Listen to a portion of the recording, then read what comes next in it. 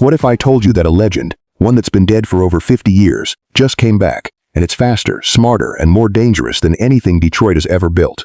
The Plymouth Roadrunner is back, and trust me, nothing will ever be the same. Welcome back to Rev Culture, the channel where we don't just talk about cars, we live them. If you're new here, we go deeper than specs and sticker prices. We break down the engineering, the culture, the feeling behind the machines that define generations. And today? Oh, today is one for the history books. I'm David, and we are diving headfirst into the official unveiling of the 2026-27 Plymouth Roadrunner, a full factory resurrection of one of America's most beloved muscle car icons. Let's get into it.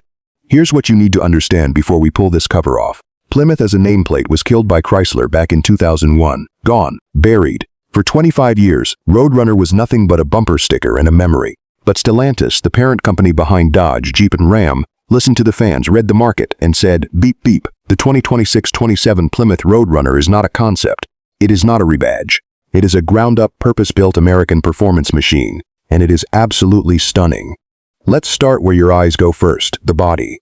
The design team pulled heavy inspiration from the original 1968 Roadrunner while pushing the shape into the future. You've got a wide, low fastback silhouette with dramatic hood scoops that are fully functional, not decorative. The front fascia features a full-width LED light bar with animated sequential lighting. And yes, it does a little beep-beep animation on startup.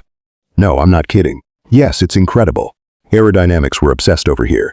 The rear diffuser, the active rear spoiler, and the sculpted side channels all work together to push this car into the pavement at speed. Two new colorways are exclusive to launch: Roadrunner Plum, a deep purple to black metalite flip, and Canyon Blaze, a burnt orange that looks like it was pulled straight from the Arizona desert. Now let's talk about what's under the hood, because this is where Stellantis went absolutely wild.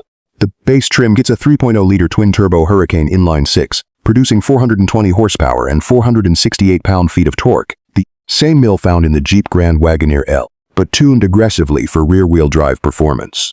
But the headliner, the Roadrunner RT HEMI-E, a plug-in hybrid setup pairing a 6.4-liter Hemi V8 with a 150K rear electric motor. Combined output 680 horsepower, 0 to 63.4 seconds. Top speed? Electronically governed at 175 miles per hour, though Stellantis strongly hints that the upcoming Superbird Track Edition removes that limiter entirely. The 8-speed TorqueFlite Auto is standard. A 6-speed Tremec manual is available on the RT, and the crowd goes absolutely wild. Active MagneRide suspension, Brembo 6-piston brakes up front, and rear-wheel steering on the RT round out a chassis that sounds almost unfairly good on paper inside. The Roadrunner doesn't feel like 1968 anymore. It feels like 2035. The centerpiece is a 15.6-inch OLED curved touchscreen running Stellantis' next-gen STLA brain system with over-the-air update capability. Google built-in is native, no CarPlay adapter required, and the voice command system uses on-device AI to learn your preferences, your routes, and even your driving style over time.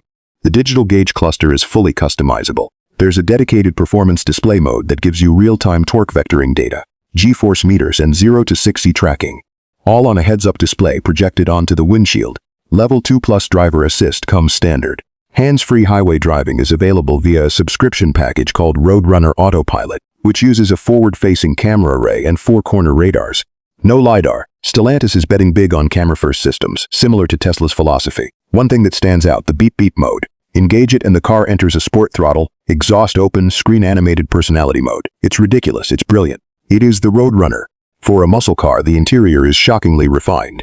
You get Nappa leather as standard on the RT, with available Alcantara headliner and door inserts. The front seats are bolstered sport buckets with 16-way power adjustment and ventilation. Rear seat room is surprisingly usable. This is a genuine 2+2, not a punishment chamber. Noise cancellation is active via 4 roof-mounted microphones. But here's the thing. There's also an exhaust amplification mode that pumps engine and exhaust acoustics through the 18-speaker Harman Kardon audio system when you want to feel it. Quiet when you need it. Loud when you want it. Smart. So how does the Roadrunner stack up against its competition? Let's be real about the battlefield. The Dodge Charger Daytona EV is its closest sibling, same corporate family, but the Roadrunner undercuts it in price and offers the hybrid V8 option that purists desperately want. The Ford Mustang GT500 is the legacy rival, and honestly, the Roadrunner RT HEMI-E beats it in straight-line power by a wide margin. The Mustang has a legacy edge in handling on track, but the Roadrunner's rear-wheel steering closes that gap significantly. Against the Chevy Camaro ZL1, which remember was discontinued in 2024, the Roadrunner fills an emotional void that GM left behind. There's no direct current Camaro competitor. Stellantis absolutely timed this revival to capitalize on that gap, and internationally. The BMW M4 Competition and Porsche 718 Cayman GTS are technically in the same performance bracket, but they're European drivers' cars.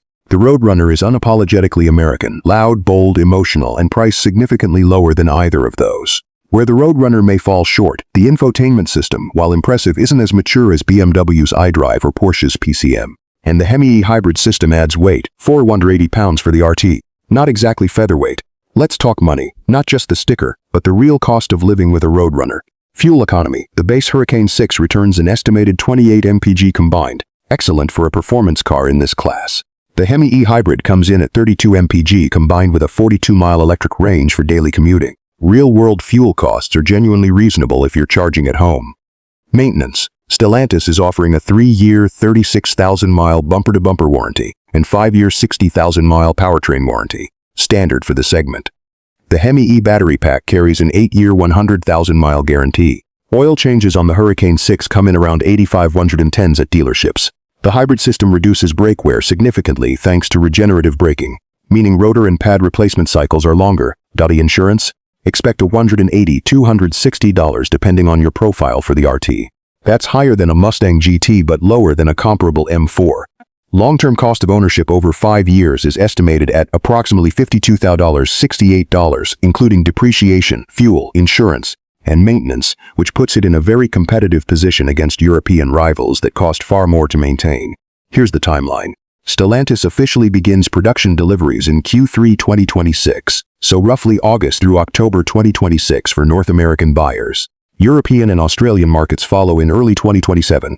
Pricing breaks down like this: base Hurricane 6 RWD $42,995 Roadrunner Plus $49,500 RT HEMI-E Hybrid $61,990 Superbird Edition limited to 500 units. $79,500. The Superbird is the one everyone's going to fight over. It gets an upgraded aero package, a tuned version of the HEMI-E pushing 720 horsepower, carbon ceramic brakes, and a numbered dash plaque. Reservations are already open and the waitlist is reportedly growing by the hour.